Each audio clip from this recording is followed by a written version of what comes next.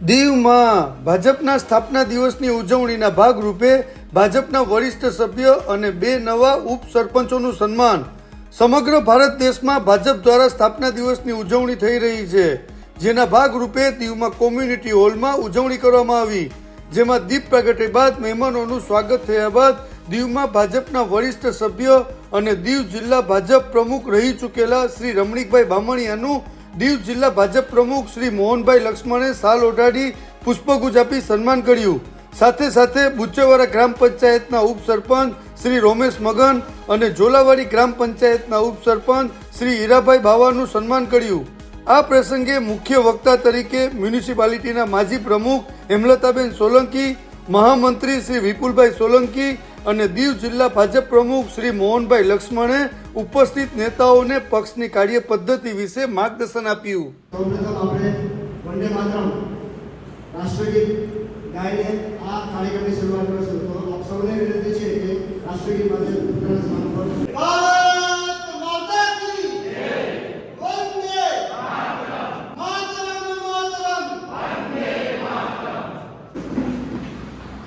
આજનો આ કાર્યક્રમ ભારતીય જનતા પાર્ટી દીવ જિલ્લાનો સ્થાપના દિવસના અનુલક્ષીને આખા જિલ્લાના પ્રાથમિક એવં સક્રિય સદસ્યતાનું સંમેલન છે, જેના માટે આપણે સૌ એકત્રિત થયા છે.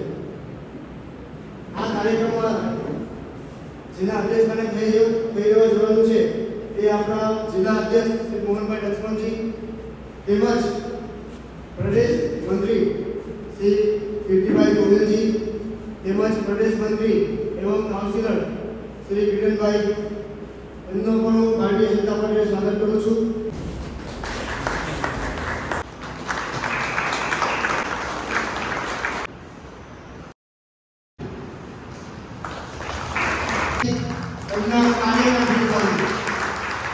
આપણા ભારતીય જનતા પાર્ટીના જિલ્લા અધ્યક્ષ શ્રી મોહનભાઈ, શ્રી કીર્તિભાઈ, શ્રી ક્રીડનભાઈ, ભારતીય જનતા પાર્ટીના બધા હોદ્દેદાર ભાઈઓ, મારા સન્માનની ભાઈઓ અને સન્માનની બહેનો, આપણે સૌ ભારતીય જનતા પાર્ટીના કાર્યકર્તાઓ છીએ.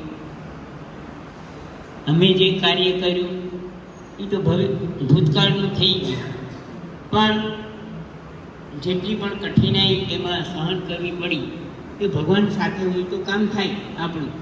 એટલે મારા સાથી બધા જે જૂના બધા સાથીઓ છે એમના થકી આ કામ થયું. મેં એકલાએ તો કંઈ કર્યું નથી, પણ સાથી ભાઈઓએ એટલી મદદ કરી. અને આપણે જે સંકટમાં હતા, કારણ કે ત્યારે તો અહીંયા કોંગ્રેસનું રાજ હતું અને કોંગ્રેસના રાજમાં આપણે જે કંઈ કરવું પડે એ બધું બંદૂકને અણીએ જ કામ થતું હતું. આપ સૌને તો ખબર હશે કે જ્યારે અમે બધા દોડતા ત્યારે સત્તામાં જે કોઈ હતા એની સામે ઊભું પણ એક અશક્ય હતું, પણ એને શક્યતા તો ભગવાને જ કરી. કારણ એની સામે આપણે જો મક્કમ હોય તો સામનો આપણે કરી શકીએ. એટલે મારો કહેવાનો ભાવાર્થ એવો છે કે સૌ મળીને જો કામ થાય, એમાં કોઈ તો વળી ક્યાંક કંઈક થઈ જાય, પણ સૌ સાથે મળીને કામ કરીએ તો મને લાગે વાંધો આવતો નથી. કેટલા દુઃખ સુખ તો ચાલ્યા આવે, કેટલી બધી પરિસ્થિતિનો સામનો કરવો પડે તો કરવો પડે, પણ એની સામે આપણે ડગવાનું નહીં. એક વાત ધ્યાન રાખવાની કે એક મંત્ર આપણે રાખવાનો, પ્રજા સુખી આપણે સુખી, પ્રજા દુઃખી આપણે દુઃખી. આપણે પ્રજા આપણે મોકલાવે છે.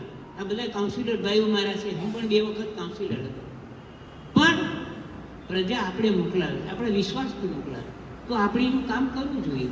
એમ જનતા પાર્ટીને આપણે પ્રજા આખા ભારતમાંથી ઊભા કર્યા. જ્યારે મિનિસ્ટર બને કોણ બનાવે? પ્રજા બનાવે. પ્રજા હોય એને ચૂંટીને લાવે તો મિનિસ્ટર બને, તો કોઈ પણ સાંસદ બને કે કોઈ ધારાસભ્ય બને ત્યારે જ બને. બાકી એને નહીં ચૂંટીને લાવે તો બની શકે નહીં, બની શકે. તો માણસે જ્યારે ચૂંટાઈને આવ્યા પછી એટલું તો ધ્યાન રાખવું જોઈએ કે મારે લોકોનું કલ્યાણ કરવાનું છે. તો આપણે કલ્યાણ કરે, ભગવાન આપણું કલ્યાણ કરે. એટલે એક વસ્તુ મારા બધા કાર્યકરોને વિનંતી છે કે પ્રજાનું કામ થાય. આપણે ભલે ગમે એ હોદ્દા ઉપર હોય, પણ કયા હોદ્દાથી એનું કામ કરી શકીએ એ આપણે કરવું જોઈએ. જો આપણે ન કરીએ તો એનો અર્થ કંઈ નથી. વર્ષોના વર્ષો પસાર થઈ જાય, અમે ઘણા વર્ષો પસાર કરી નાખ્યા, બધા ભાઈઓ જાણે શું કર્યું.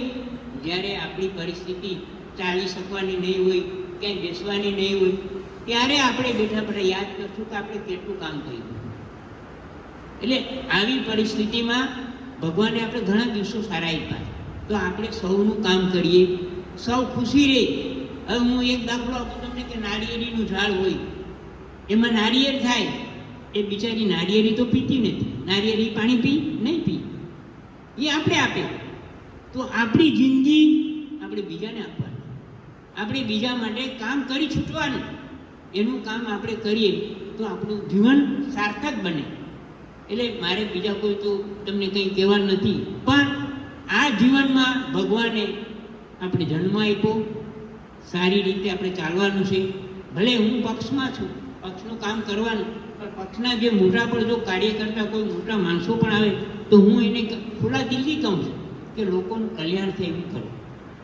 કોઈ માણસ દુઃખી થાય, આપણે કેવું ઘણું હમણાં મારે કંઈક વધારે કહેવું ને, જોકે એની સામે આપણે ચાલવાનું છે, તો લોકો દુઃખી નહીં થવા દે. લોકોને સુખ મળે, લોકોને શાંતિ મળે, એ આપણે આશીર્વાદ આપે, તો એના આશીર્વાદથી આપણે ક્યાં ને ક્યાં પહોંચી જાય. વધારે સમય તમારો નહીં લેતા, મને જે બોલવાની તક મને આટલી બધી માન આપ્યું એ મને માન અપાય નહીં. હું માનને પાત્ર પણ નથી, પણ કાર્ય મારે કરવું જોઈએ.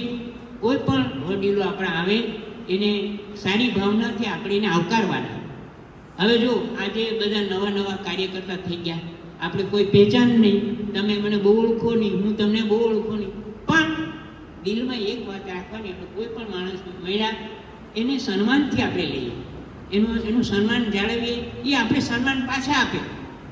પણ જો હું એમ સન્માન વગરનું કોઈને બોલા કરું તો એ કોઈ મને સન્માન આપવાનું નથી. તો સન્માન આપવાનું આપણે ત્યારે રાખીએ, સારા સ્વભાવ રાખીએ, સારો આદર રાખીએ. જીરાભાઈ